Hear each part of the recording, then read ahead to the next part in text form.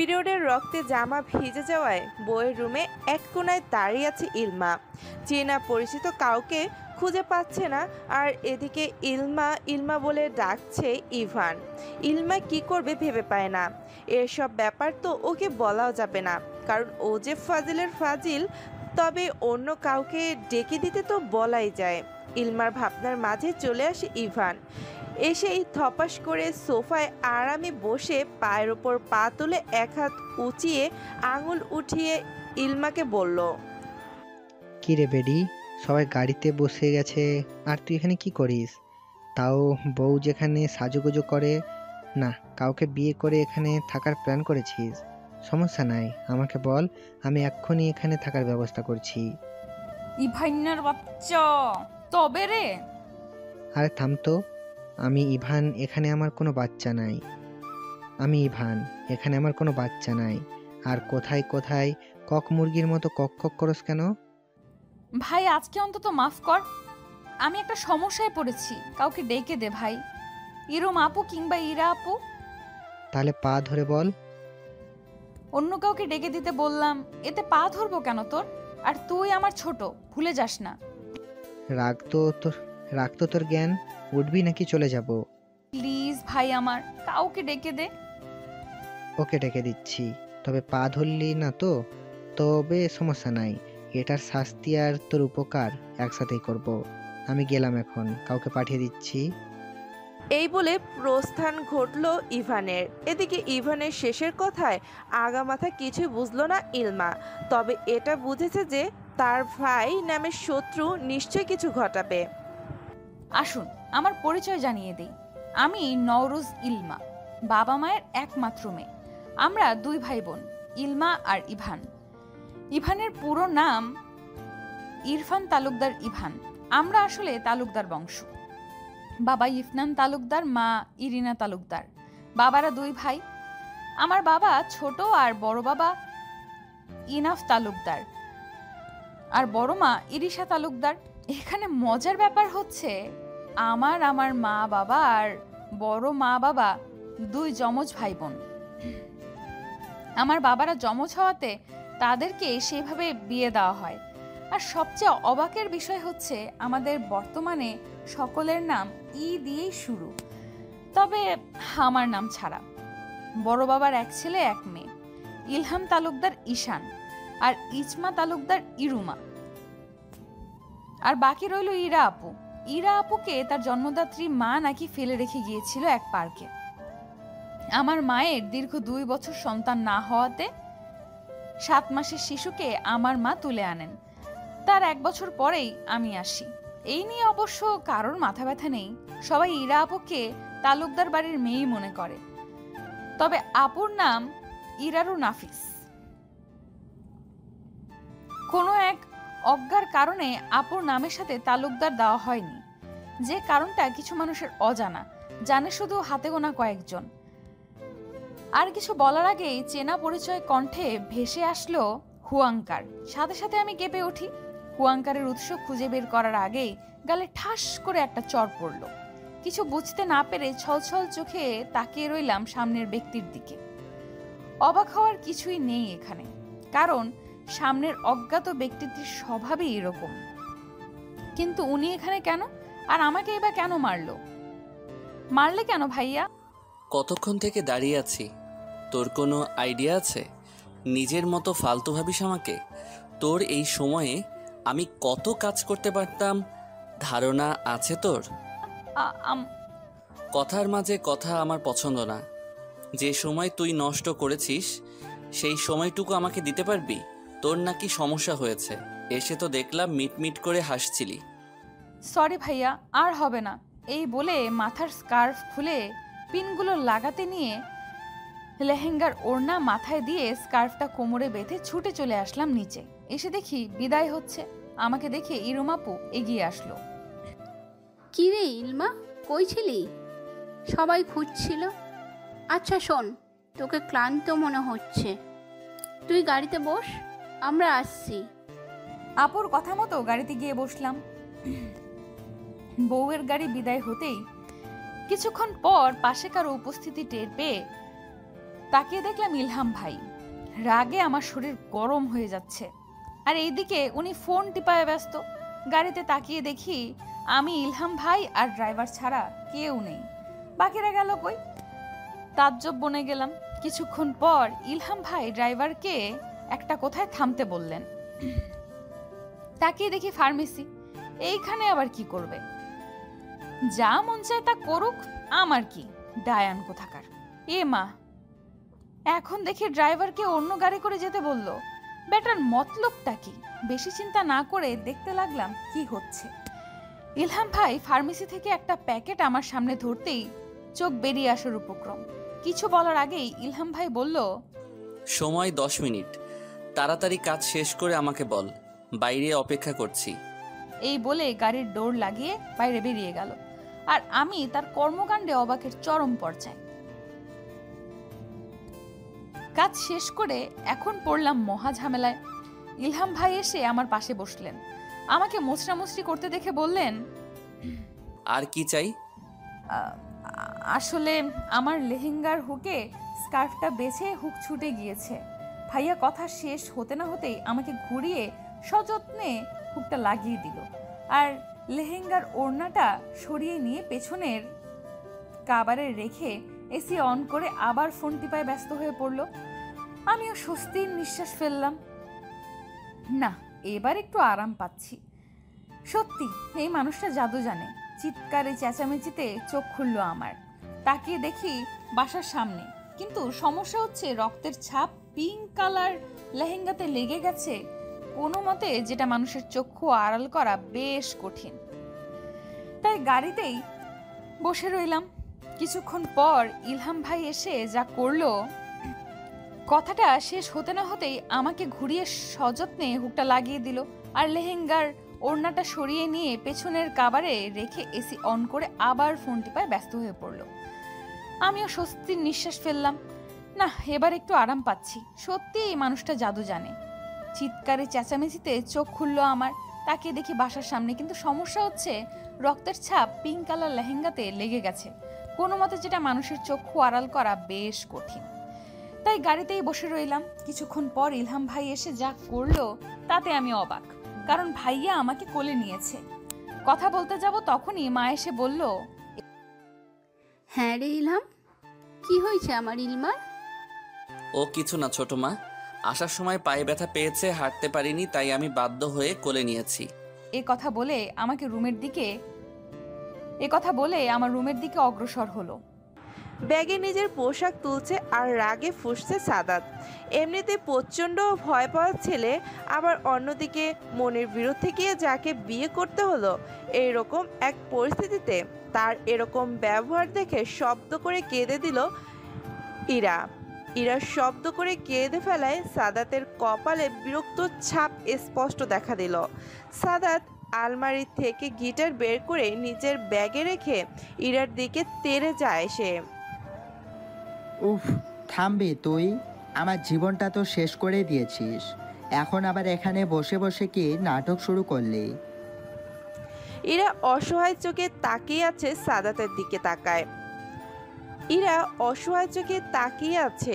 সাদাতের দিকে তাকায়। মাথায় কাপড় দেওয়া ঠিকই, তবে মুখ ঢাকা, ঘোমটা না, তাই সহজেই ইরাকে দেখে বুঝতে পারলো ইরার চোখ কান্না করতে করতে ফুলে গিয়েছে। আর এর আগেও তার থাপ্পড় খেয়েও কেঁদেছে।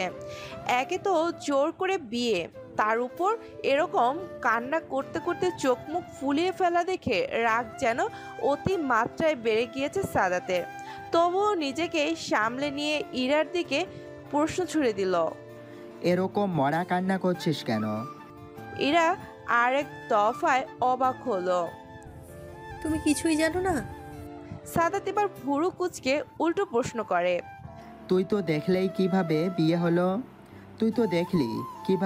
হলো, আমি কিভাবে জানবো তোর ব্যাপারে? আমি তো নিজের সমস্যার সমাধান করব কিভাবে বুঝতে পারছি না, তার উপর আজকের এই অঘটন। আমি একজনকে ভালোবাসি। কথাটি শুনে চমকে ওঠে সাদাত। আমতা আমতা করে আবার জিজ্ঞেস করে, আমাকে বিয়ে করলি যে, কিন্তু কেন? আমি আমার বাবা মা সবাইকে খুব ভালোবাসি। তারা ছাড়া আমার কেউ ছিল না। এখন তো কেউই আমার সাথে নেই। সাদাত মাথা ঠান্ডা করে ইরার পাশে বসে। ইরার ওই এক লাইনের কথায় তার দম বন্ধ হয়ে আসছিল প্রায়। মেয়েটাকে তার অজান্তে অসম্ভব ভালোবাসে সে যখন অন্য কাউকে ভালোবাসে শুনেছিল তখন তার মনে হয়েছিল তার কলিজা কেউ ছিঁড়ে নিচ্ছে। হঠকারিতে কিছুই হয় না।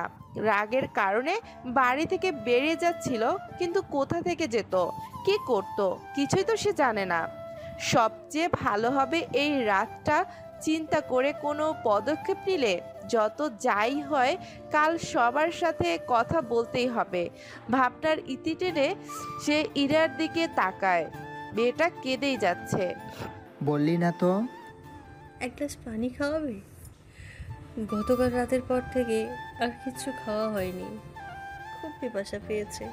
আচ্ছা তুই কান্না বন্ধ কর, আমি এনে দিচ্ছি। সাদাত পাশের টেবিল থেকে গ্লাসে পানি নিয়ে ভাবছে আজকে তার এরূপ ব্যবহার দেখতো না, কারণ হুট করে কেউই বিয়েটা মেনে নিতে পারবে না। একজনের জায়গায় অন্যজনের বিয়ে, অন্য কিছু না ভেবে। এই নে পানি, খেয়ে নে।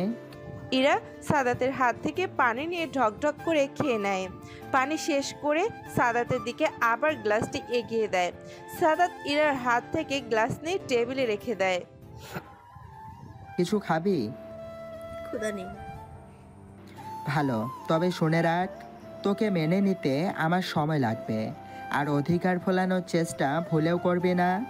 যেহেতু আগে থেকে ঠিক করা পাত্র আমি নই, আমার বড় ভাই। বিষয়টা একটু অবাক করে ইরাকে, কারণ এই বিষয়টা সবার কাছে অজানা। এরকম ঘটলো কিভাবে? ইরা জিজ্ঞাসা করে সাদাতকে। সাদাত নিজে এটাও বুঝতে পারছে না এই সময় ইরাকে অনিচ্ছায় বিয়ে কেন করেছে। সে যে তাকে ভালোবাসে এসব কি বলা ঠিক হবে? আচ্ছা তুই কান্না বন্ধ কর, আমি খাবার এনে দিচ্ছি। খেয়ে ভালো মেয়ের মতো ঘুমিয়ে পড়বি। আমি সকালে তোর সব কথার উত্তর দেব, তোকে এ ব্যাপারে সব বলবো, কথা দিলাম। খাবার গরম করে প্লেটে সাজিয়ে রুমে এসে দেখে ইরা রুমে নেই। খাবারের প্লেট বিছানার উপর রেখে মেঝে থেকে ব্যাগটা তুলে আলমারিতে রাখে সে। ঘড়ির দিকে তাকিয়ে দেখে রাত 12টা পার হয়ে গিয়েছে। এত রাতে আবার সে কোথায় গেল? ভাবতেই ওয়াশরুমের পানির শব্দ শুনতে পায় সে। বুঝতে পারে হয়তো ইরা ফ্রেশ হতে গিয়েছে। ইরা হাত মুখ ধুয়ে বাইরে চলে আসে। এসেই দেখে সাদাত দাঁড়িয়ে আছে। তোয়ালে হবে? এই নে তোয়ালে। তোয়ালে এনে ইরার দিকে এগিয়ে দিয়ে ইরা সাদাতের হাত থেকে তোয়ালে নিয়ে হাত মুখ মুছতে থাকে। তোর জন্য খাবার এনেছি, খেয়ে ঘুমিয়ে পড়। আমার খেতে ইচ্ছা করছে না। আমি কষ্ট করে খাবার গরম করে নিয়ে এলাম, আর তুই বলছিস খাবি না? তুমি খেয়েছো? হ্যাঁ খেয়েছি, তুই খেয়ে নে।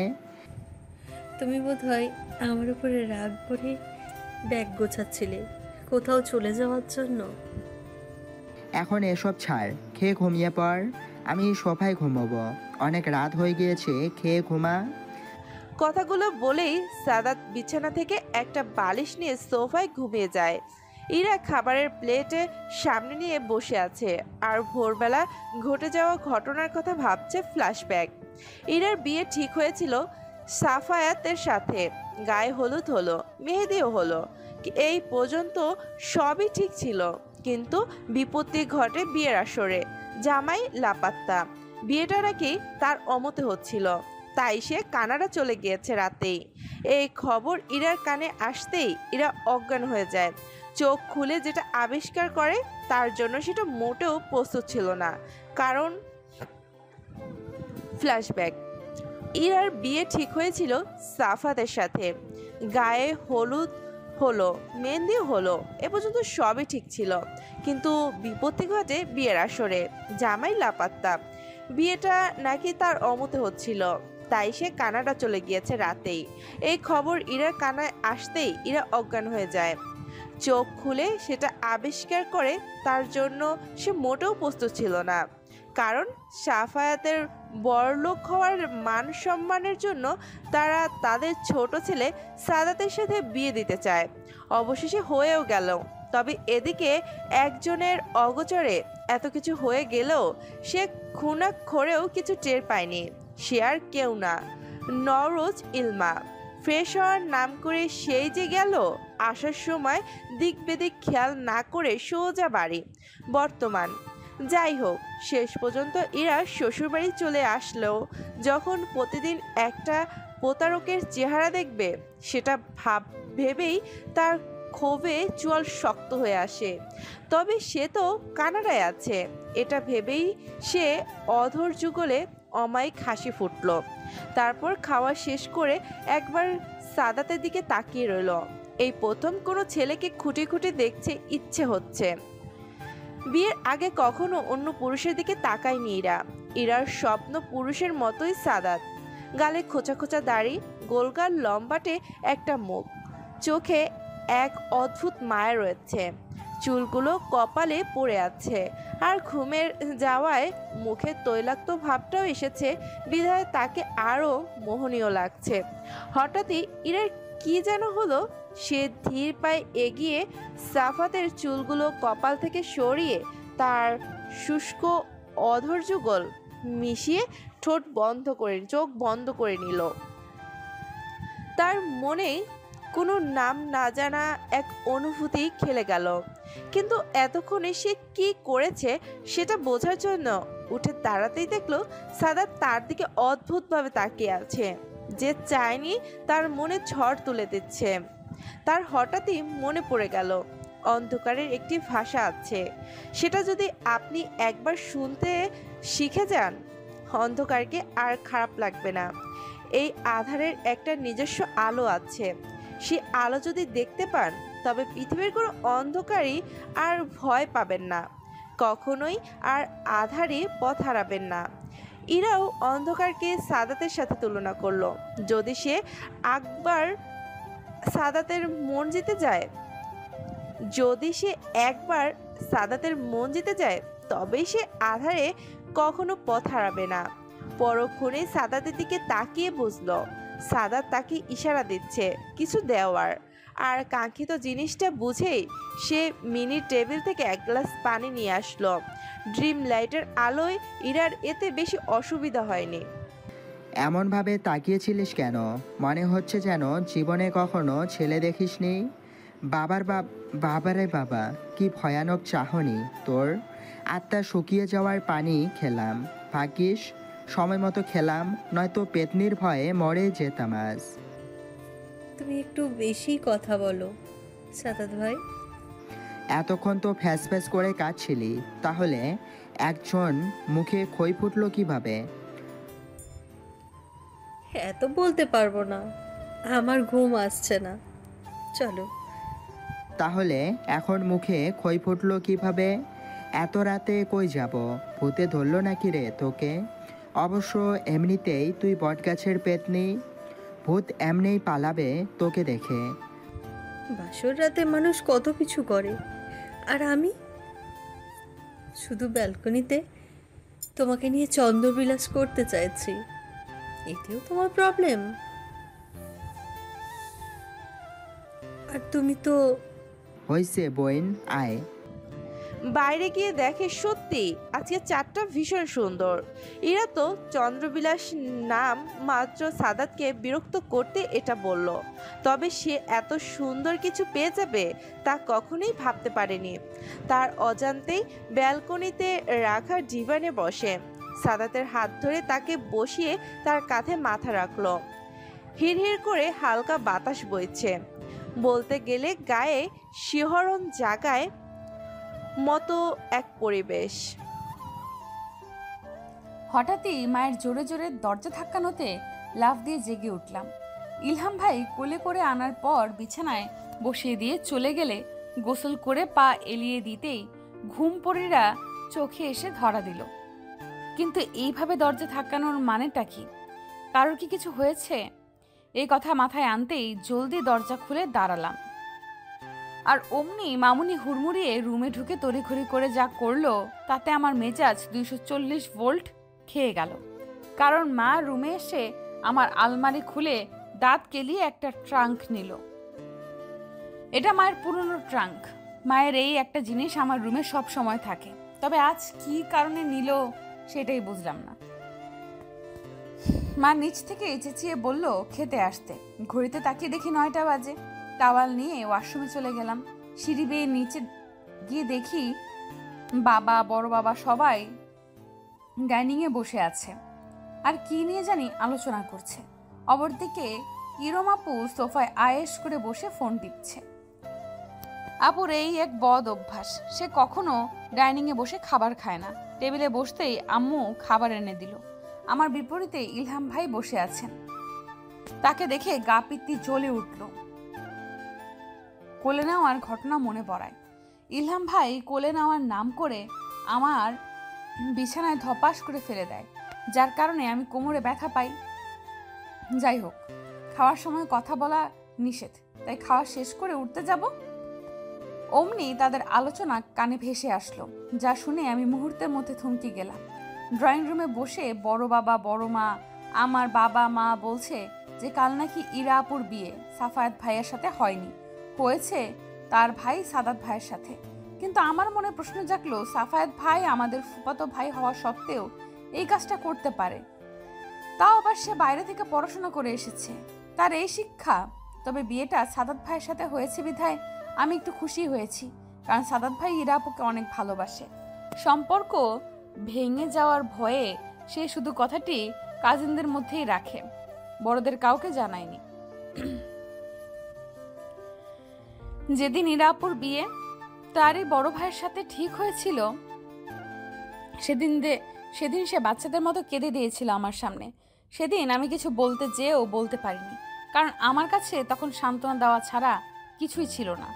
বড় বাবার মুখের ওপর কেউ কথা বলতে পারে না আমাদের এই পরিবারে।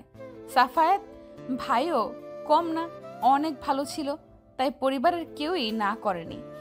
কিন্তু শেষ পর্যায়ে সাফায়াত ভাই এমন একটা কাজ করবে সেটা আমি ঘুণাক্ষরেও ভাবতে পারিনি।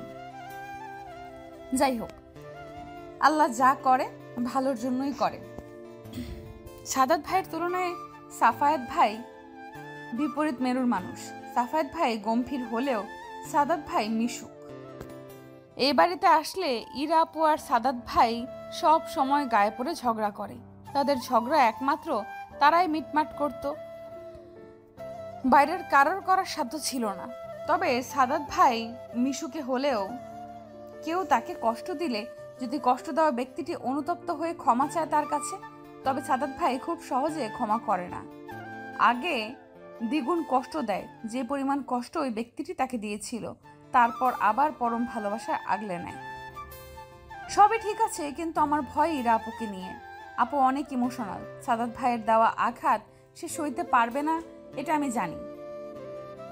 যাই হোক, এত কিছু চিন্তা না করে রুমে গিয়ে ফোন নিয়ে বসলাম। উদ্দেশ্য ইরা আপুকে কল দিব। বলতে গেলে গায়ে শিহরণ জাগানোর মতো এক পরিবেশ। ইরা সকাল সকাল ঘুম থেকে উঠে তার শাশুড়ির হাতে হাতে কাজ করে দিচ্ছিল। এমন সময় ডাইনিং টেবিলের উপর রাখা তার ফোনটা বেজে উঠল। ইরামা, দেখ তো তোর ফোনে কে কল দিল। দেখছি মা। এই বলে হাত ধুয়ে ডাইনিংয়ে গিয়ে ফোনটা তুলে দেখে ইলমা কল দিয়েছে। মা, ইলমা কল দিয়েছে। আচ্ছা, ওর সাথে কথা বলে তারপর আমার সাথে দেখা করে যাস তো। আচ্ছা মা। এই বলে আমি মায়ের রুমে ব্যালকনিতে গিয়ে ইলমার সাথে কথা বলা শুরু করলাম। কালকে বাড়িতে আসার পর কি কি হয়েছে জানতে চাইলে শুরু থেকে সব বললাম। আরও কিছু টুকটাক কথা বলে বাড়ির সবার কথা জিজ্ঞেস করে কল রেখে রান্নাঘরে ফিরে এলাম। কিছু বলবে মা? হ্যাঁ রে মা, তুই কি আমার উপর রাগ করে আছিস নাকি সাফায়াতের উপর রাগ করে আছিস? এসব কথা আসছে কেন মা? আরে বল না, খুব জানতে ইচ্ছে করছে আমার।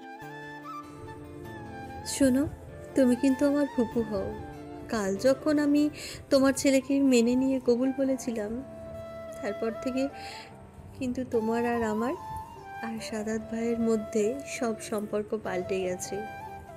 আমি যদি রাগ করে থাকতাম, তাহলে তোমাকে মা ডাকতাম না আমি। বাহ, তাহলে তো ভালোই। অবশেষে তা মানলি যে আমি তোর জামাই। আচ্ছা, মানুষ কি জামাইকে ভাই বলে ডাকে? সাদাত ভাই, তুমি দিনে দিনে খুব ঝগড়ুটে হয়ে যাচ্ছ। আড়ি পেতে শুনছো অন্যের কথা? ছি ছি, লজ্জা করে না? ওই জুতা চিনস? আমার বাড়িতে আইসা আমার এই ধমকাস? এত সাহস কইতে পাইছস? তোমার বাড়ি বলে কি মাথা কিনে ফেলেছো নাকি? এটা যদি তোমার বাড়ি হয়, তাহলে এটা আমার জামাইয়ের বাড়ি। তুমি কি করো এনে? সাদাত কিছু না বলে ইরাকে ইশারা করে বলল রুমে আসতে, আর ইরাও কি একটা মনে করে পিছু পিছু রুমে চলে আসলো। তোকে না বলেছি আমার অধিকার ফলাতে আসবি না? তাহলে বারবার জামাই জামাই বলছে, তাহলে বারবার জামাই জামাই বলে যাচ্ছিস কেন? আমি ফার্দার যদি কখনো তোকে আমি দেখেছি এমন কোনো শব্দ ইউজ করতে, তাহলে সেদিন আমি ভুলে যাব তুই আমার বোন হস। ভুল করেছো তুমি। আমি কোনো ভুল করছি না। শোন, আমি একজনকে খুব ভালোবাসি। তাকে ছাড়া এসবের অধিকার আমি অন্য কাউকে দিতে পারবো না।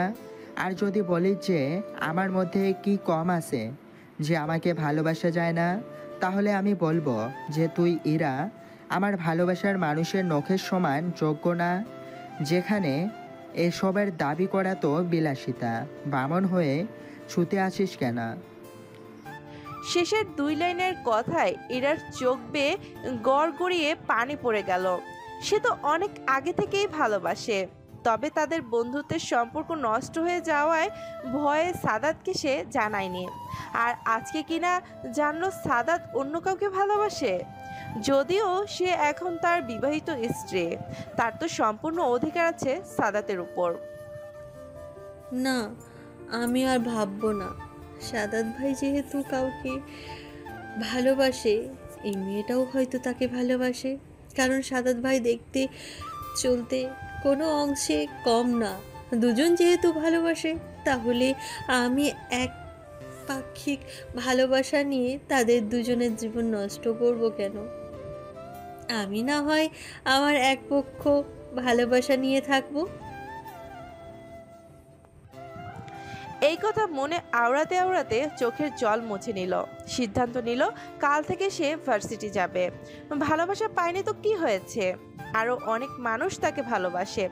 এটা ভেবেই সে আলিশাকে কল দিল আর সে জানায় যে সে কাল ভার্সিটিতে যাবে। আলিশা ইরার কথা শুনে বেকুব হয়ে গেল।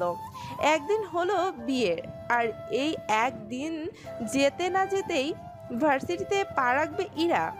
এই ইরার বাসর রাত আর বিয়ে নিয়ে কত কল্পনা জল্পনা ছিল, তার এমন অবস্থা কেন? পরক্ষণেই সে একটা কথা আওড়ালো, বেশি আশাই ফল তোরা। কথাটা ভাবতেই সে ঠিক করে হেসে ফেলল।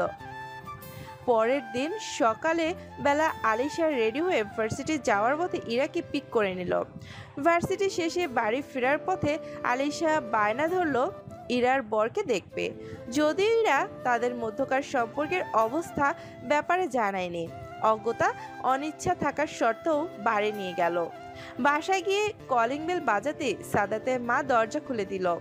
ইরা পাশে মেয়েটিকে দেখে তার বুঝতে অসুবিধা হয়নি, কারণ ও বাড়িতে থাকতে ইরা আলিশার ব্যাপারে অনেক কথাই বলেছে। আলিশা ফুপুকে সালাম দিয়ে ভেতরে যায়। আগে এখানে না আসায় দ্বিধায় পড়েছিল, কিন্তু রাফিয়া চৌধুরী মিশুক স্বভাবে সে খানিকটা মিয়ে গেল। তাদের জন্য কিছু আনতেই রাফিয়া চৌধুরী রান্নাঘরে পা বাড়ায়। চা বানাতে বানাতে সে মনে করে ইরার ওই দিনের কথাগুলো। আলিশা নাকি এতিমখানায় বড় হয়েছে, পড়াশোনায় ভালো হওয়ায় এতিমখানার দায়িত্বশীলরা তাকে কলেজে ভর্তি করিয়েছে। সেই থেকেই ইরার সাথে আলিশার পরিচয়। আর এই পর্যন্ত আলিশা 2টা টিউশন করিয়ে নিজের খরচ নিজেই চালায়। সে সায়েন্সের একজন ভালো স্টুডেন্ট হওয়ায় গণিত আর পদার্থবিজ্ঞানে টিউশনিতে পরিমাণ মতোই টাকা হয়ে যায়। এসব ভাবতে ভাবতে ইরার আওয়াজ ভেসে আসলো। দুজন দেখি তাকে ছাড়াই গল্প করতে শুরু করে দিয়েছে। এই অসময়ে আবারও কলিং বেল বাজলো। ইরা আর রাফিয়া বেগম ভুরুকুটি উঁচিয়ে একসাথে বলে উঠল, এখন আবার কে আসলো? রাফিয়া বেগম আর ইরা এই কর্মকাণ্ড হেসে ফেলল। ইরা এগিয়ে গিয়ে দরজা খুলে দিল আর চোখে সাদাতকে দেখে নিল। সে ল্যাপটপ নিয়ে সিঁড়ি বেয়ে নিচে নামছে। দরজা খুলতে সে অবাক, কারণ দরজার পাশের ব্যক্তিটিকে দেখে সে বাকশক্তি হারিয়ে ফেলল। তার ভাবনার মাঝে আগন্তুক ছুটে এসে কে জড়িয়ে ধরল। মনে হচ্ছে এই বুঝি কেউ তার কলিজা ছিঁড়ে নিচ্ছে।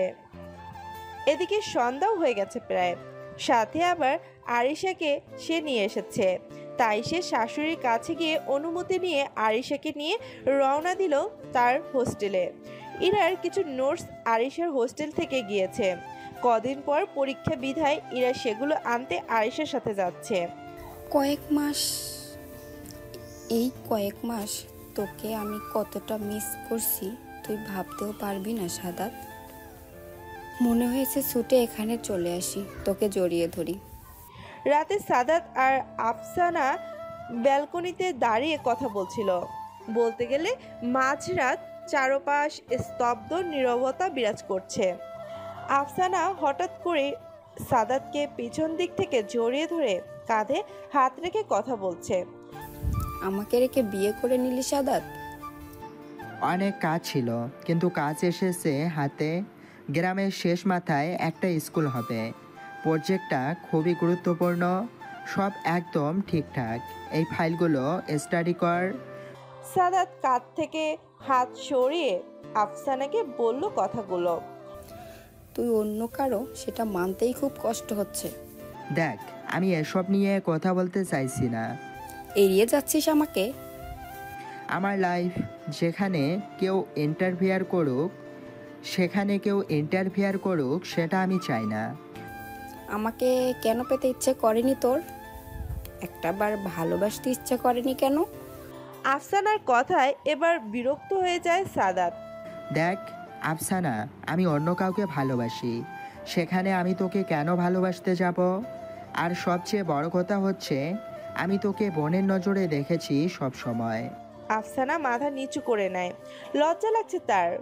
কোনো নারীর ব্যক্তিগত পুরুষকে কাছে পেতে ইচ্ছে করছে কিনা, ভালোবাসতে করতে ইচ্ছে করছে কিনা, লজ্জায় মাথা হেট হয়ে যায় আফসানার। সাদাত আবার বলে ওঠে, চুপ হয়ে গেলি কেন বল? আফসানা কথাটা এড়িয়ে যেতে বলে। আর কতক্ষণ এভাবে দাঁড়িয়ে থাকবি? রাত 2টো বাজতে চললো, ঘুমাবি না? ঘরে তো বউ আছে নাকি? সাদাত ভুরু কুচকে আফসানার দিকে তাকিয়ে আছে। একটু আগেই কি বলেছে তাকে তা এখনকার পরিস্থিতি দেখলে বুঝবে না কেউই। মেয়েটা বড্ড শক্তপোক্ত, তাকে যে কেউই ভালোবাসবে, কিন্তু সে তো অনেক আগেই ষোড়শী যুবতীকে মন দিয়েছিল, যে আজ তার অর্ধাঙ্গিনী।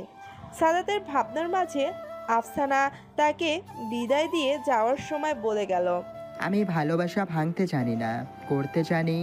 তোর ভালোবাসা নষ্ট করব এটা ভাবিস না। আমি তোকে ভালোবাসি, এটাই সত্য। তোকে ভালোবাসার মতো একটা অভিশপ্ত ভুল করে ফেলেছি, শাস্তি তো পেতেই হবে। এই 2-4টা কথাতেই যেন আফসানার নিঃশ্বাস ভারী হয়ে আসছে। সে চোখের জল সাদাতকে দেখতে চায় না, তবে চোখের জল আটকে রাখাটাও অসম্ভব না এই মুহূর্তে। তাই সে যত দ্রুত স্থান ত্যাগ করলো। এদিকে পর্দার আড়াল দেখছে 2 আগন্তুক, সাদাতের মা আর ইরা। ইরা আরিশার হোস্টেল থেকে প্রায় 3 ঘন্টা আগে এসেছে। সে বাসায় এসে গোসল করে খেয়ে টিভি দেখতে বসেছিল। এভাবে 2টো বেজে গিয়েছিল তার। হঠাৎই মাথায় খেলে গেল এক উক্তি। শুনেছিলাম ট্রিপে গিয়েছিল দেশের বাইরে। তারা দুজন একই পেশায় কাজ করে, আর ফিরে এসে তাদের এই অবস্থা। আচ্ছা, সাদ্দাত ভাইয়াও কি ওনাকে ভালোবাসে? এই ভেবে ইরা রুমে আসছিল আর তখনই তাদের কথোপকথন শুনতে পেল। অপরদিকে মা আফসানাকে নিয়ে যাওয়ার জন্য সাদাতের রুমে আসতেই পর্দার আড়ালে লুকিয়ে তাদের কথা শুনল। এখানে মজার ব্যাপার হচ্ছে, তাদের এই লুকিয়ে থেকে কথোপকথন শোনার ব্যাপারটা চারজনের কেউই জানে না। তবে সাদাত যে আফসানাকে ভালোবাসে না সে ব্যাপারে নিশ্চিত হলেও পরক্ষণেই মন খারাপ হয়ে গেল। কে সেই ব্যক্তি যে তার ভালোবাসার মানুষের প্রেয়সী? প্রশ্নের উত্তর অজানাই থেকে গেল। 3টা দিন কেটে গিয়েছে, আরিশাও চলে গিয়েছে, সাদাতও তার কাজে ব্যস্ত হয়ে গিয়েছে। এভাবে চলছে তাদের সংসার। আর ইলমার ব্যাপারটা কচ্ছপের গতিতে এগোচ্ছে। তার মনটা অন্য দিনের চেয়ে আজকে একটু বেশিই খারাপ। অসম্ভব ছটফটানিতে দিনগুলো কাটছে ইলমার। একটা বারের জন্য ইরা এর সাথে যোগাযোগ করে উঠতে পারেনি সে। সবাই সবার ব্যক্তিগত জীবন নিয়ে ব্যস্ত। তাই সে সকালে ইরার সাথে দেখা করে এসেছে। প্রথম বর্ষের ভালো হওয়া ইভান বাহিরে গাড়ি ডেকে এনে ব্যাগপত্র হাতে হাতে গাড়িতে তুলছে। অন্যদিকে ইলমা বাবার বাড়িতে একবার বাবাকে আর একবার মাকে জড়িয়ে ধরে কাঁদছে। ইলমার সাথে সাথে বাড়ির সকলেই অনেক কষ্টে আছে। ইলমার বাবা মেয়েকে বারবার বোঝাচ্ছেন কয়েক মাস পরপরই আসা হবে, সে যেন কষ্ট না পায়। আর ফোন তো আছেই সামনে আবার ইলহামের বিয়ে, তারা তো তখনই যাবেই।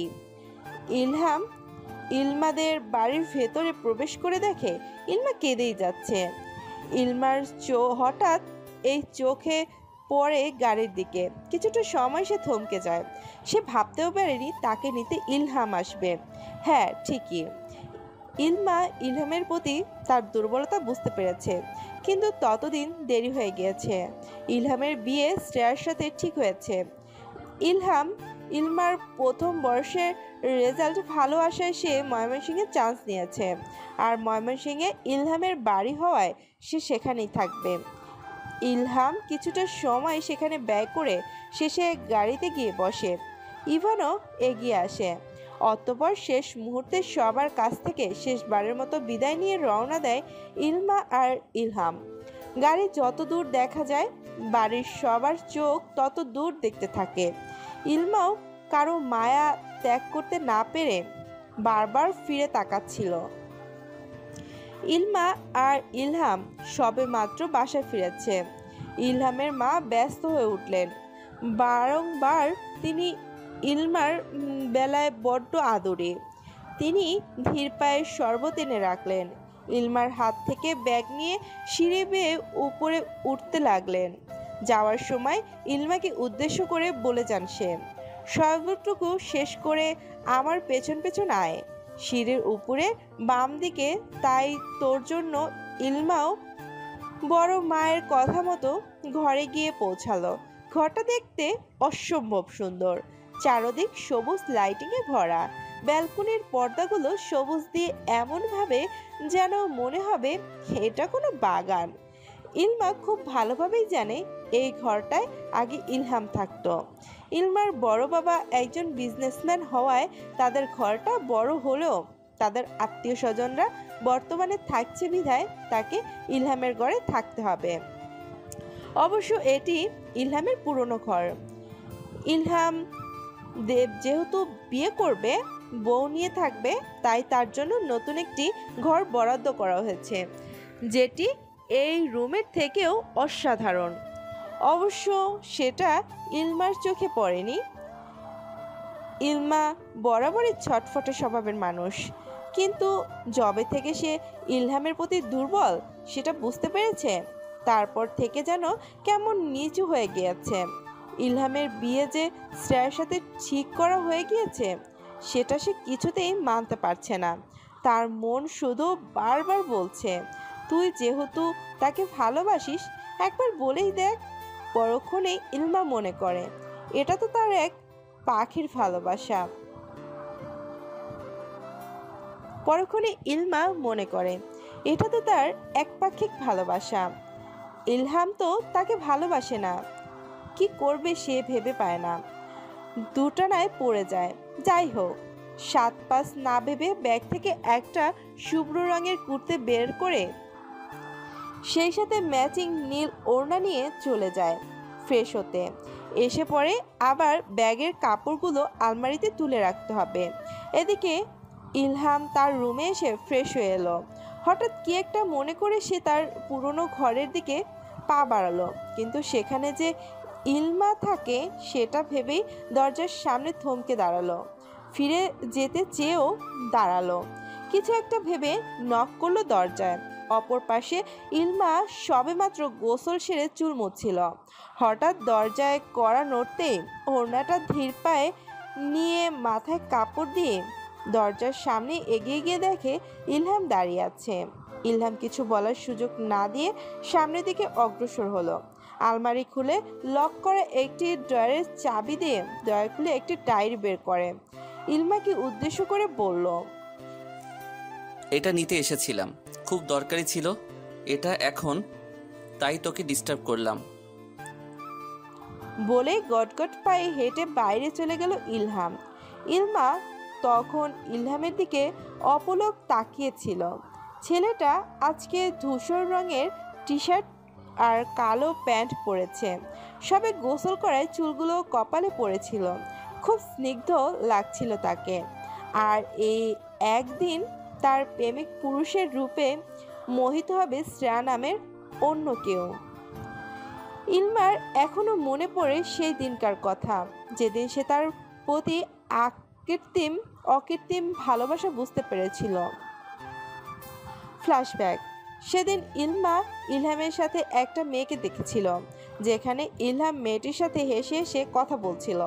ইলহাম খুব কমই হাসে। সেদিন সে কিছুটা অনুভূত করে সেদিন সে হাসবে, আর ইলমাও ইলহামকে দেখে মনে হচ্ছিল তার খুবই সুখী। তাদের এই অবস্থা দেখে ইলমার মনে ছোট্ট একটা দাগ কেটে গেল। সে বুঝতে পারলো না এটা কিসের দাগ। আবার বাসায় যেদিন ওদেরই বিয়ের কথা পাকাপোক্ত হয়, সেদিন তার সাথে ঘটে যাওয়া ঘটনাগুলো ইরা আপুকে জানায়। তারপরেই ইরা আপু জানায় যে সে সত্যিই ইলহামকে ভালোবাসে। এই বাড়ির অন্যতম একটি বিশেষত্ব হচ্ছে যে কোনো সিদ্ধান্তই পুরো দুই পরিবারের মধ্যে করে নেওয়া হয়। ইরা আপুর বিয়ের পর ইলহাম ভাইয়ের বিয়ে ঠিক করার জন্যই তারা মূলত থেকে গিয়েছিল। বর্তমানে ইলমা পুরনো স্মৃতিগুলো জীবন্ত করতে করতে ইলহামের মা কখন যে তার রুমে খাবার এনে দাঁড়িয়ে আছে সেদিকে ইলমার খেয়ালই ছিল না। ইলহামের মা খাবারের প্লেট পড়ার টেবিলে রাখতে রাখতে বলল, কি রে, আজকাল তোকে এত মনমরা দেখেছে? ও বাড়ি থেকে আসার সময় দেখলাম তোর মনটা ভীষণ খারাপ, আর এখন এখানে আসলি তাও বিষণ্ণ। বলি, আমাদের বাসায় কি তোর পছন্দ হয়নি? তুই কি হোস্টেলে থাকতে চাস? কি যে বলো না বড় মা, নতুন কলেজে ভর্তি হয়েছি, সেখানকার পরিবেশ কেমন হবে সেটা নিয়েই চিন্তিত। আর বাবা মাকে ছেড়ে এসেছি তো, তাই একটু মন খারাপ, আর কিছুই না। তাহলে ঠিক আছে, থাক, তুই খাবার শেষ করে ঘুমিয়ে পড়িস। আচ্ছা। এই বলে ইলহামের মা রুম ত্যাগ করে চলে গেলেন নিজের রুমে। ইলমাও খাবার শেষ করে লাইট অফ করে সবুজ লাইটিংগুলো জ্বালিয়ে দেখলো আসলেই এই ঘরটা মারাত্মক মোহনীয় এক রূপে পরিণত হয়েছে। ঘর সাজানোর যার ছিল সে অবশ্যই তার প্রেয়সীকে নিয়ে থাকার জন্য এরকম ঘর সাজিয়েছে। কথাটা আওড়াতেই সে চোখ বন্ধ করে নিল। না, সে আর কিছু ভাবতে চায় না। যা তার জন্য নয় তা সে কখনোই চায় না। নিজের মনকে যা তা বুঝিয়ে বিছানার দিকে অগ্রসর হলো। শীতের আমেজটা হালকা একটু, এখনো পাতলা একটা কম্বল গায়ে দিয়ে ঘুমানোর সময় ফোনটা হাতে নিয়ে দেখলো কিছুক্ষণ আগে ইলহাম শ্রেয়ার সাথে দাঁড়ানো একটা ছবি ফেসবুকে আপলোড দিয়েছে। সেখানে শ্রেয়া কমেন্ট করেছে, আর তো কিছুদিনের অপেক্ষা। এটা দেখেই ইলমার বুকটা ছ্যাদ করে উঠল, তার চোখ বেয়ে পানি বেয়ে পড়ল। সে তো তাকে কতদিন হলো ভালোবাসে, তবে কেন এত টান বুঝতে শেখার পর থেকে? কেন কেন তার প্রশ্ন তার কাছেই রয়ে গেল, হয়তো উত্তর জানান। এভাবে কাঁদতে কাঁদতে তার চোখ লেগে এলো ভোর রাতে। তাই সে না ঘুমিয়ে ফজরের নামাজ আদায় করে শুয়ে গেল। চোখগুলো তার ফোলা ফোলা, যে কেউ দেখে বুঝবে যে সে কান্না করেছে। তার এই ফোলা ফোলা চোখ দেখে আগন্তুকের ঠোঁটের কোণে স্মিত হাসলো। সে আড়ালে গিয়ে নীল রঙের মুড়িয়ে রাখা কিছুতে লিখল, উজ্জ্বল মেঘলা দিনে সে আসবে, হৃদয় জানায় সে আসলেই ভালোবেসে রেখে দেব হৃদয়ের কোণায়। ইলমা ফজরের দিকে ঘুমালেও ঘুম না আসায় রুমের দরজা খুলে বাইরে বেরিয়ে এলো, সাথে ফোনটাও নিল। দরজা ফিরিয়ে যেতে যেতে ফেসবুকের একটা স্ট্যাটাস তার চোখে আটকে গেল। একপাক্ষিক ভালোবাসার এক নিদারুণ স্বাদ রয়েছে, যাদের একপাক্ষিক ভালোবাসা শুধুমাত্র তারাই উপলব্ধি করতে পারে। কাউকে ভালোবাসো তাহলে বলে দাও, দেরি কেন করছো? জানো না কাছে জিনিস হারাতে নেই, তারপরও তো তীব্র দহনে নিজেকে পুড়ছো। কি লাভ এতে? সে পোস্টটা গভীরভাবে পর্যবেক্ষণ করলো, পরক্ষণে তাচ্ছিল্য হাসি হাসলো তার, আর বলে উঠল, আমার একপাক্ষিক ভালোবাসা জানিয়ে দেওয়ার পথ তো আমি নিজেই বন্ধ করে দিয়েছি, তাহলে কি আর করার? বাইরে বের হতেই ইলহামকে চোখে পড়ল। তার পরনের পোশাক বলে দিচ্ছে যে সে জগিংয়ে যাচ্ছে। ইলমা সেদিক থেকে দৃষ্টি সরিয়ে নেয়, গায়ে একটা পাতলা কাঁথা জড়িয়ে বাইরে বেরিয়ে এলো। বাহিরটা ততক্ষণে কিছুটা আলোকিত হয়ে এসেছে। ইলমা ভাবতে লাগলো, যদি সে বাড়িতে থাকতো তবে এই সময় বাইরে আসতো না, কিন্তু আজ তার আনমনে ঘর থেকে বেরিয়ে আসতে ইচ্ছে হলো। তবে ইলমা নিজেও জানে না বেরিয়ে আসাটার নাম মাত্র। সে তো শুধু ইলহামকে দেখার জন্য একটা বাহানায় বাইরে বের হয়েছিল। এর আগে যখন ইরাপুর এঙ্গেজমেন্ট এসেছিল সেদিন তারা দুদিন থেকে ছিল এই বাড়িতে। সেদিন ডাইনিং টেবিলে ইলহাম ভাইকে না পেয়ে জিজ্ঞাসা করলে বড় মা বলেছিল যে সে নাকি জগিংয়ে নিয়ে গিয়েছে। ইলহামের বাড়িটা আজকে সে একাকী পরখ করে দেখল। দোতলা বিশিষ্ট দালান, তার পাশে বাগান আর রয়েছে সুইমিং পুল। ইলহামদের বাগানে অনেক রকমের ফুল থাকলেও ইলমার কাঠগোলাপ গাছটি তার অনেক প্রিয়।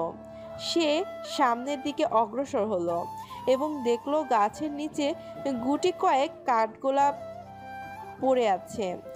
সে কাঠগোলাপগুলো হাতে নিয়ে আশপাশটা পরখ করে নিল, দেখলো আশপাশে কেউ আছে কিনা। কেউ না থাকার সে চুলের খোপা খুলে কাঠগোলাপগুলো চুলে গুজে নেয়। পাশ থেকে কেউ বলে ওঠে, কিরে এলো কেশিনী? পরিচিত একটি কণ্ঠস্বর ইলমার কান অবধি পৌঁছাতে চমকে ওঠে। যে কাঠগোলাপগুলো হাতে ছিল সেগুলো আচমকা হাত থেকে মাটিতে পড়ে যায়। পেছনে তাকিয়ে দেখে ইলহাম। ইলমা অবিশ্বাস্য চোখে তাকিয়ে আছে। এই ডাক যে সে কতদিন পর শুনল। আবেগে তার চোখ চিকচিক করে উঠল। শেষ কবে ইলহাম তাকে এলোকেশী বলে ডেকেছে তা তার মনে পড়ছে না, কারণ সেদিনের পর ইলহাম তাকে আর কোনো দিনই এলোকেশী বলে ডাকেনি। ফ্ল্যাশব্যাক। ইলমা সপ্তম শ্রেণীতে সবে উঠেছে। ছোট থেকে কোনো এক অজানা কারণে ইলমার সকল ভালো মন্দ ইলহাম দেখত। শুধুমাত্র ইলহামের কারণেই এর মার নামের সাথে তালুকদারটা লাগানো হয়নি। তার বড় মা ও বড় বাবা বলতো, সে যখন জন্ম নিয়েছিল তখন ইলহামই প্রথম তাকে কোলে নিয়েছিল। ইলহামের বয়স ছিল তখন 5 বছর। ইলহামের দেওয়ার নাম ছিল এলোকেশিনী। মাঝে মাঝে অনেকেই তাকে ইলহামের এলোকেশনী বলে খেপাতো। ওই 5 বছরের বাচ্চা ইলহাম নাকি বলেছিল বউ করবে, আর সেজন্য সে ইলমার নামের সাথে তালুকদার লাগাতে চায়নি। আর সেটিও হলো ইলমার নামের পাশে কোনো তালুকদার ঠিকই জুড়ে দেওয়া হয়নি, কিন্তু সে ইলহামের কথা মতো তার বউ হয়নি। ইলহামের দেওয়ার নামের কারণ হচ্ছে ইলমার চুল তার বয়সের তুলনায় অনেক লম্বা ছিল, যে চুল সামলাতে সামলাতে ইলমা হিমশিম খেয়ে যেত। চুলে কখনোই যত্ন নিত না, সব সময় চলে এলোমেলো করে রাখতো। আর সেই এলোমেলো চুলের রমণীকে দেখে বারবার হৃদয়ে দাগ কেটে যেত ইলহামের।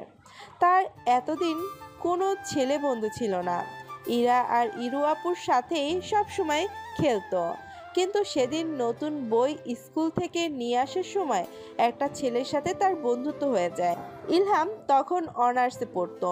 ইলমা এসে তার ইরাপুর সামনে ইলহামের বোনকে সব বলে দেয়। তখন ইলহামও ইলমার এক বাড়িতে থাকতো। ইরুরা জানতো যে ইলহাম ইলমাকে কতটা ভালোবাসে। সেদিন ইলমাকে জিজ্ঞেস করার পর ইলমা বলেছিল যে ওই ছেলেটা নাকি তাকে পছন্দ করে, না করে দেয়। তারপর ছেলে আবার বন্ধুত্ব রাখার প্রস্তাব দেয়, যেটা ইলমা মানবিকতার খাতিরে ফেলে দিতে পারেনি। ইলহাম প্রতি উত্তরে কিছু বললে ইলমা তার প্রতিবাদ করে। সেই দিনও প্রথম ছিল যে ইলমা ইলহামের সাথে তর্ক করেছে, তাও একটা ছেলের সাথে। ধীরে ধীরে ইলমাকে সেই ছেলেটি ফাঁদে ফেলে। স্কুল থেকে একা কোথাও নিয়ে যাওয়ার চেষ্টা করলে ছোট্ট ইলমার মাথায় ওই শয়তানের কুকাজ করতে পারেনি। সেদিন ওকে বাঁচাতে এবং ওই ছেলেটির ব্যাপারে ইলমা যেন কোনো কষ্ট না পায়, তাই ইলহাম এসেছিল তাকে নিতে। আর সেদিনই নেমে আসে কালের কালো ঝড়। ইলমা জানায় যে সে ওই ছেলেটিকে ভালোবাসে, আর ইলহাম তার লাইফে কোন দিন যেন আর ইন্টারফেয়ার না করে। সেদিন ইলহামকে ইলমার রাগের বশে কথাগুলো বলেছিল, কিন্তু রাগটা তার কাল বৈশাখী ঝড় নামে। যদিও ইলমার রাগ হয়েছিল ইলহামের জন্যই। জবে থেকে সে শুনেছে যে তার আর ইলহামের বিয়ে ঠিক, তবে থেকেই ইলমা দূরে দূরে থাকতো ইলহামের। কারণ ইলমার ধারণা ছিল যে ইলহামও অন্য 5টা ছেলের মতো ভালোবাসার সুযোগ নেবে। কিন্তু সেদিন স্কুলে আসার সময় সে দেখে যে ইলহাম একটা মেয়ের সাথে ডাইনিংয়ে বসে খাচ্ছে। সে কিছুই বলতে পারেনি। সে যখন কিছু বলতে পারবে না তখন ইলহাম কেন তার বিষয়ে কথা বলবে? কিন্তু এত কথা ইলহামের বোধগম্য হবে না। তাই তো সেদিনের পর ইলহামের সাথে সম্পর্ক বিচ্ছিন্ন হলো, যেরকমটা আগে ছিল। আর সেদিন স্পষ্ট ভাষায় তার পরিবার মানে তার বাবা মা বোনকে জানিয়েছিল যে সে ইলমাকে বিয়ে করতে পারবে না। সেই সাথে তার আর ইলমার বিয়ে নিয়ে যেন কেউ কোনোদিন কথা না বলে। ইলহামের জেদের কাছে হার মেনে যায় ইলহামের পরিবার। বিজনেসের বাহানায় আলাদা হয়ে আছে, আর এই কারণ এখনও তার বাবা মা বোন ছাড়া প্রত্যেকের অজানা, যেটা পরে ইরাপুর থেকে জেনেছিল। তারপর থেকেই তার আর ইলহামের মাঝে দূরত্ব বাড়ে। তবে এবার বিয়েতে আসার পর দরকার ছাড়া একটা কথাও বলেনি। তাই তো ইরা আপুর বিয়েতে যখন সে সমস্যায় পড়েছিল তখন ইলহামের সাথে ওভাবে রুট ব্যবহার করেছিল। ইলহাম ইলমার সাথে কথা না বললেও ইলমার খেয়াল সে রাখে, যেটা সব সময় অপ্রকাশিত থাকে। তবে ইরা ইলমাকে এটা জানায়নি যে তাকে ইলহাম ভালোবাসে। বর্তমান ইলহামের হাতের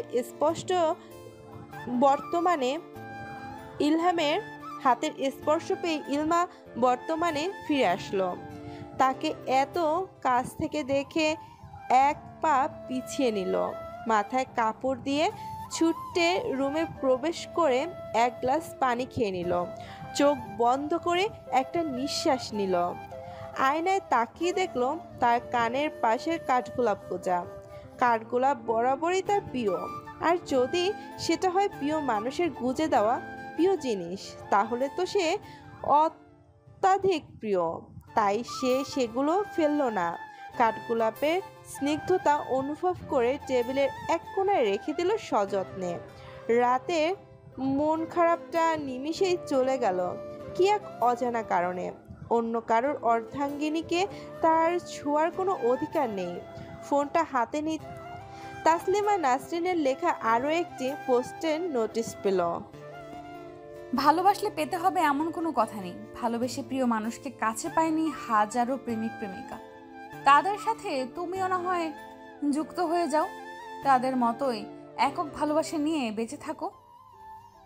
একক ভালোবাসায় সুখ বেশি, এতে কেউ তোমাকে আঘাত করবে না, আর না করবে তোমার কল্পনাতীত মানুষটি।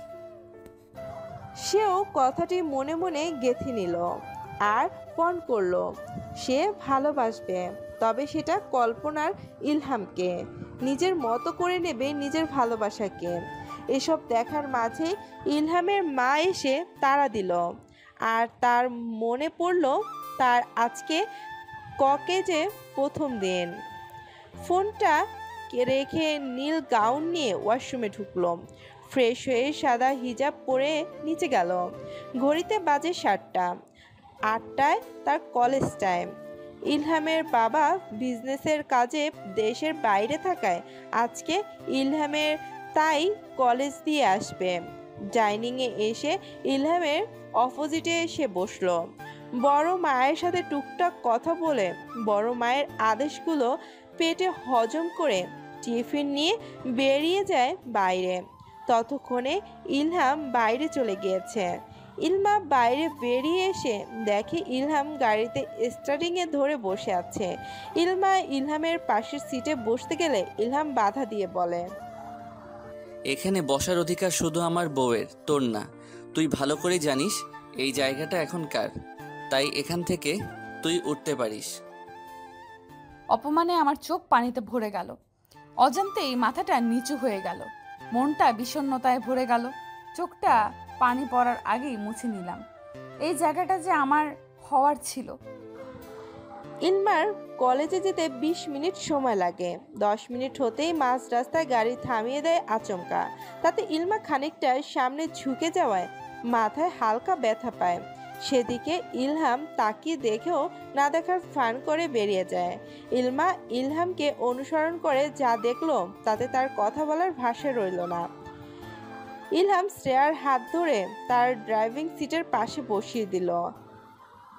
কি যে করো, তুমি দেখে আসবে না? তুমি ছাড়ো তো ইসাম, ভাত দাও। দেখি পা দেখি, দেখাও। আরে আরে, পায়ে হাত দিচ্ছ কেন? তো তুমি ব্যথা পেয়েছো, আমি দেখবো না? ইলহাম আর কোনো কথা না বলে শ্রেয়ার পাশে পায়ে হাত দিল। ইলহাম আর কোনো কথা না বলে শ্রেয়ার পায়ে হাত দিল। দেখলো পাটা অনেক লাল হয়ে গিয়েছে। তাই সে গাড়িতে রাখা ফার্স্ট এড বক্স থেকে একটা ওয়েটমেট নিয়ে পায়ে লাগিয়ে দিল। তারপর আবারও ড্রাইভিং শুরু করলো। পেছন থেকে এই ঘটনাটার সাক্ষী হলো স্বয়ং ইলমা। অথচ আগে সে যখন ব্যথা পেল দেখেও না দেখার ফান করলো, আর এখন শ্রেয়া ব্যথা পেয়েছে বলে কত চিন্তা। এদিকে ইলমার ভাবনার মাঝে শ্রেয়া তাকে জিজ্ঞেস করলো, আরে আরে ইলমা যে। সৌজন্যমূলক একটা হাসি দিয়ে তার উত্তরে বললাম, আপু, আমি আজকে আমার কলেজের প্রথম দিন তো, বড় বাবাইও বাসায় নেই, তাই ভাইয়াকেই ড্রপ করে দিতে হবে। তুমি আবার কিছু মনে করো না কিন্তু। ইলমার এহেন কথায় ইলহামের বিরক্তিতে ভুরু কুঁচকে গেল। এটা তার চেহারাই বলে দিচ্ছে। আরে না, পাগল নাকি তুমি? আমি জানি আমার ঈশান কখনো আমাকে ঠকাবে না। আর সবচেয়ে বড় কথা হচ্ছে ঈশান আমাকে ভালোবাসে, তাই না? একদম। আমি আমার জিনিস সব সময় যত্নে রাখি। ইলহামের এই লাইনের কথাটি ইলমার বুকে কাটার মতো বিঁধল। ইলহামও তো তাকে একদিন ভালোবাসতো, তাহলে কি সেটা ভালোবাসা ছিল না, মোহ ছিল? শুনেছি কেউ কাউকে ভালোবাসলে ছেড়ে দিতে পারে না, অতীত কখনো ভোলা যায় না। ছেড়ে দিলেও সেটা মুখের মধ্যে, অন্তর থেকে নয়। আর ইলহাম ভাইয়ের চোখে আমি শ্রেয়া আপুর জন্য অগাধ ভালোবাসা দেখেছি। তাহলে কি আমি তাকে পাবো না? কেন আল্লাহ, কেন কেন আমার সাথে কেন এরকম হয়? আমি কি ভালোবাসা পাওয়ার যোগ্য না? ইলমার কথাগুলো ইলমার গলাতে আটকে গেল, বের হওয়ার মতো আর মুখ রইল না। ইলমার ভাবনার মাঝে ইলহাম গাড়ি থামিয়ে দিল আর বলল, এসে গিয়েছি। ইলমা সশব্দে বলে উঠল। ইলমার ধন্যবাদ। ইলমার কথা গায়ে না নিয়ে গাড়ি স্টার্ট দেয়। ইলমার চোখের পলকেই তারা ভ্যানিশ হয়ে যায়। ইলমাও একটা দীর্ঘশ্বাস ফেলে সামনে অগ্রসর হলো, চারদিকে চোখ বুলিয়ে নিল। এটা তার স্বপ্নের একটি কলেজ ছিল। এইচএসসিতে চান্স না পাওয়ার তারপরে যে সে এখানে পড়তে পারবে তা তার ভাবনার বাইরে ছিল। এই কলেজে পড়বে, আরও অনেক স্বপ্ন সাজিয়েছিল, কিন্তু সব স্বপ্ন তো আর পূরণ হওয়ার নয়।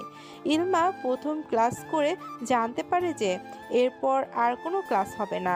মূলত কারণ হচ্ছে কলেজে একটা ফাংশন হবে, সেই ফাংশনের ব্যাপারে বলা হবে। ইলমা এর ফাঁকে ক্যান্টিনে গিয়ে কিছু খাবার নিয়ে সামনে বসে। খাবে বলে যেই বার্গারটা মুখে দেবে তখন হুট করে একটা মেয়ে সে খপ করে তার হাত থেকে বার্গারটা নিয়ে নিল। ইলমা বড় বড় করে নিল। সামনে তাকিয়ে একটা শ্যামবর্ণ মেয়েকে দেখতে পেল। মেয়েটার শরীরের রং আহামরি সুন্দর না, তবে চেহারার আদল অসম্ভব সুন্দর, চোখ মুখ বেশ টানা টানা। ইলমা কিছু জিজ্ঞাসা করবে তার আগে সেই মেয়েটি বার্গার খেতে খেতে তাকে বলল, প্রথমে আমি সরি বলে নিচ্ছি, তুমি কিন্তু আমাকে বকতে পারবে না, কারণ আমি তোমার ইয়ারমেট। আর আমি তোমাকে আজকে সকালে কলেজে দেখেছি। আমার মনে হয়েছে যে তুমি নতুন। আমি কি ঠিক? হ্যাঁ, আমি জানি আমি সবসময় ঠিক। মেয়েটির এখন কোথায় মাথা হ্যাং হয়ে যাওয়ার উপক্রম। এ আবার কোন পাগলের? আমরা কি পরিচিত হতে পারি? আমি ইলমান ফারিন, ডাকনাম ইলমা। আর আমার? ওয়েট, এই মেয়ে, তুমি আমার নাম জানলে কি করে? প্রথমে তো আমার বার্গারটা নিলে, এখন আমার নামটাও নিয়ে নিলে। আচ্ছা, আমি কেন তোমার নাম নিতে চাপ? শোনো মেয়ে, এটা আমার মায়ের আদরে রাখা নাম। একদম মিথ্যে কথা বলবে না, বন্ধুত্ব করতে এসেছি বলে। মনে করো না যে তুমি আমার নাম নিয়ে যা তা বলবে। আমি এক পর্যায়ে আর একটু হা হলাম, তাই আমি কথা না বাড়িয়ে আবার বললাম, আচ্ছা শোনো, তুমি বসো। তুমি কি শিওর তুমি ইলমা ফারিন? মেয়েটি আবার তেরে এসে কিছু বলতে যাবে তার আগেই আমি আবার বললাম, আর শোনো, যেটা জিজ্ঞেস করছি সেটা বলো। হ্যাঁ আমি। কেন? ওয়াও, আমার নামও সেম। কি? এনিওয়ে, তুমি কি আমার নামটা চুরি করেছ? মেয়েটির এখন কথায় মাথায় হ্যাং হয়ে যাওয়ার উপক্রম। এ আবার কোন পাগল গারদে পৌঁছে গেল সে? মেয়েটি খেতে খেতে আবারও বলে। ফারিনের এমন কথা শুনে ইলমা ভুরুকুটি কুচকে বলে, শোনো মেয়ে, আমার জন্ম 18 অক্টোবর 2004। তোমার?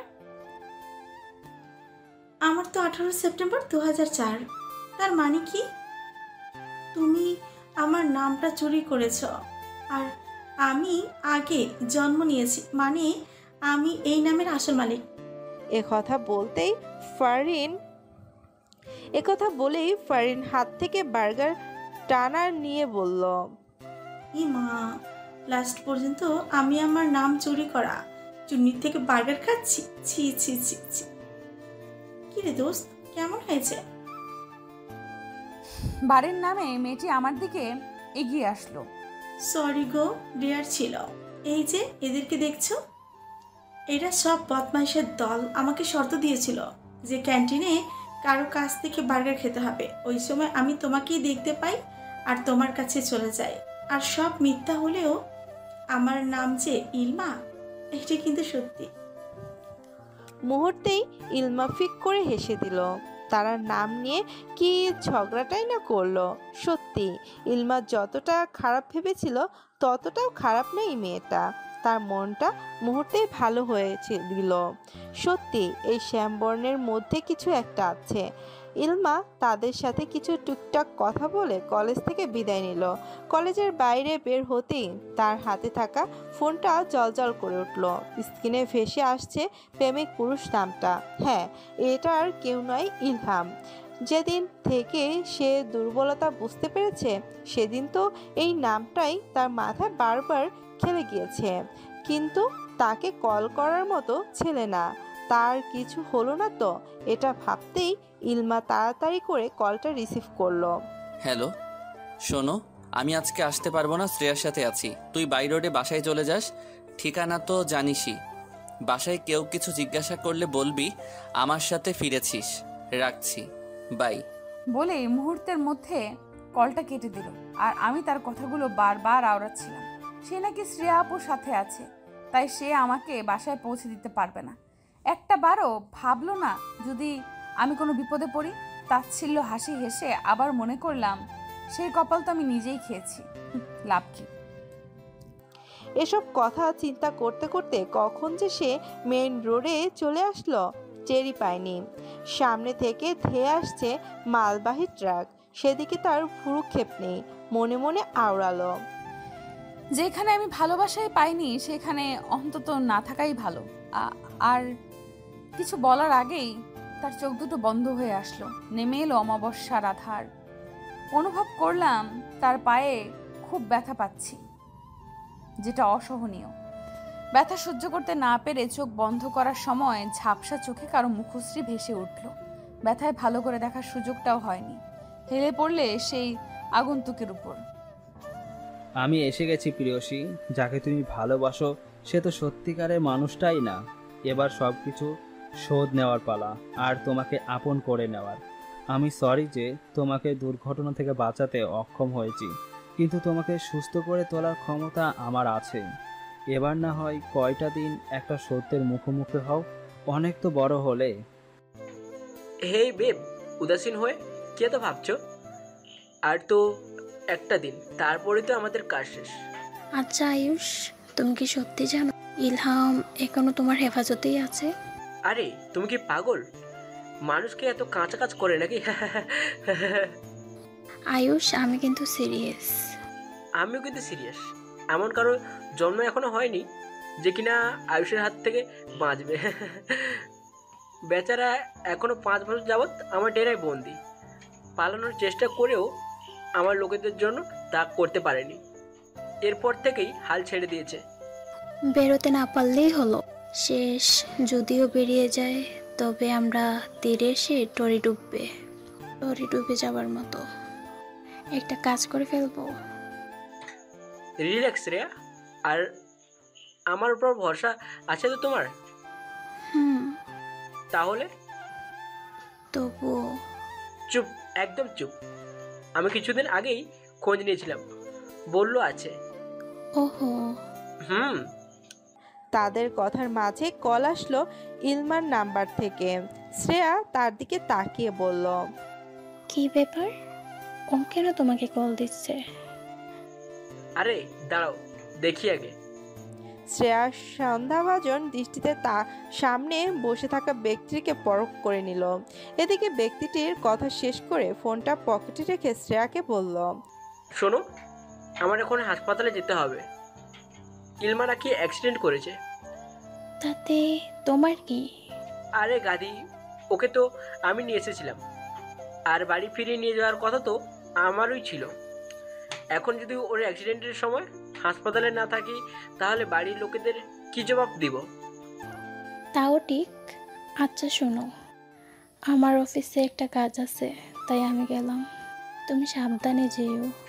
আচ্ছা। হসপিটালের করিডোরে মাথার চিন্তার ভাঁজ ফেলে রেলিং ঘেঁষে দাঁড়িয়ে আছে আগন্তুক। তার মাথা অনেক চিন্তার ভাঁজ। 5 বছরে এত কিছু হয়ে যাবে সেটা সে খুনাক্ষরেও টের পায়নি। সে তো সময় চেয়েছিল, এত কিছু তো চায়নি। কিন্তু এই আয়ুষকে বিশ্বাস করা তার একদম উচিত হয়নি। আজ ওর খেয়ালিপনায় আমার প্রাণ ভোমরার এই অবস্থা। তুমি আজকে ছাড়া পেলে কিন্তু আমি যেই দিন ধরবো ওই দিন আর তোমাকে ছাড় দিব না। সব পাপের ঘোড়া সেখানেই অফ করে দিব। সে 2 ধাপ পায়ে 107 নাম্বার কেবিনের দিকে এগিয়ে গেল। ইলমার সামনে একটি টোল এনে বসে পড়ল। আলতো হাতে ইলমার মাথায় হাত বুলিয়ে দিল। ডাক্তার কিছুক্ষণ আগে বেরিয়ে গেছে কেবিন থেকে। ইলমার অবস্থা ভালো, তবে রক্ত অনেকটা খরচ হওয়ায় আগন্তুকটিকে রক্ত দিতে হয়েছিল। তাই আগন্তুকটি আর দেরি না করে ইলমার ফোন থেকে একটা নাম্বার ডায়াল করে কল করে জানিয়ে দেয়। তবে তার কাজ অনেক বেড়ে গেল। আজ ইলমার সাথে না থাকলে এত কিছু সে জানতেই পারতো না। যেহেতু গেমটা তুমি শুরু করেছো মিস্টার আয়ুষ তালুকদার, তাই গেমটা আমি বন্ধ করব। তুমি যেহেতু একই ঘোড়ার জন্ম তা ভালোভাবেই জানি ঘোড়া দিয়ে কিভাবে চাষ করতে হয়। এদিকে আগন্তুকটি তার পরিচয় সম্পূর্ণ গোপন রেখে ফর্মালিটিজি পূরণ করে চলে যায় আর তার নির্দিষ্ট গন্তব্যে। অপরদিকে ইলহাম ছুটে আসে হসপিটালে। রিসেপশন থেকে সোজা চলে যায় ইলমার কেবিনে। ইলমার প্রায় আধা ঘন্টা আগেই জ্ঞান ফিরেছে। মাথায় আলতো করস স্পর্শ তার জ্ঞান ফিরে। ইলমার প্রায় আধা ঘন্টা আগেই ফিরেছে। মাথায় আলতো করস স্পর্শ তার জ্ঞান ফিরে, কিন্তু চোখ তুলতেই কাউকে দেখতে পায়নি। ওই স্পর্শে তার কেন জানি খুব ভালো লাগছিল। মনে হচ্ছিল যেন কোনো এক অমৃত উপভোগ করছে সে। তার মন বলছে এই স্পর্শ বহুদিন ধরে চেনে সে। কতদিন সেই স্পর্শের জন্য অপেক্ষা করেছে, কিন্তু যার জন্য অপেক্ষা করেছে সেই তো পুরো পাল্টে গিয়েছে। এখন তো আবার অর্ধাঙ্গিনীও হয়ে গিয়েছে। 2 দিন পরেই বিয়ে। ভালোই হয়েছে, সে আর এমন কষ্টের মুহূর্ত সহ করতে পারবে না। আল্লাহর কাছে লাখো কোটি শুকরিয়া যে তাকে বাঁচিয়েছে। তাকে একটিবার দেখা হলো না জ্ঞান ফিরে আসার পর। আশেপাশে তাকিয়ে উপলব্ধি করতে পারলে যে এটা হসপিটাল। কিছুক্ষণ পর কেবিনের একটা নার্স আসলে তাকে জিজ্ঞাসা করাতে সে বলল ডিটেলস বলে, আর এও বলে আগন্তুক নাকি তাকে বলে দিয়েছে নিজের খেয়াল নিজেকে রাখতে আর যে কোনো পরিস্থিতির সঙ্গে চেষ্টা করতে। সামনে নাকি তার অনেক কিছু জানার বাকি আছে। এমন কথাগুলোর মানে ইলমা এখন পর্যন্ত খুঁজে পায়নি। ইলমার ভাবনার মাঝে কেবিনে প্রবেশ করলো ইলহাম। সে ভেজায় টেনশনে আছে। এদিকে তার গুপ্তচরেরা ফোন তুলছে না। আরেকদিকে ইলমাকে কে বাঁচালো তারও সঠিক কোনো তথ্য পাওয়া গেল না। কোনোভাবেই সে পালিয়ে যায়নি তো? গতকাল ধরে অবধি বন্দি করে রেখেছিল, কিন্তু এটা কিভাবে সম্ভব? এত পাহাড়ের মধ্যে বের হওয়ার তো কথাই না। ইলহামের ভাবনার মাঝে ইলমা বলে উঠল,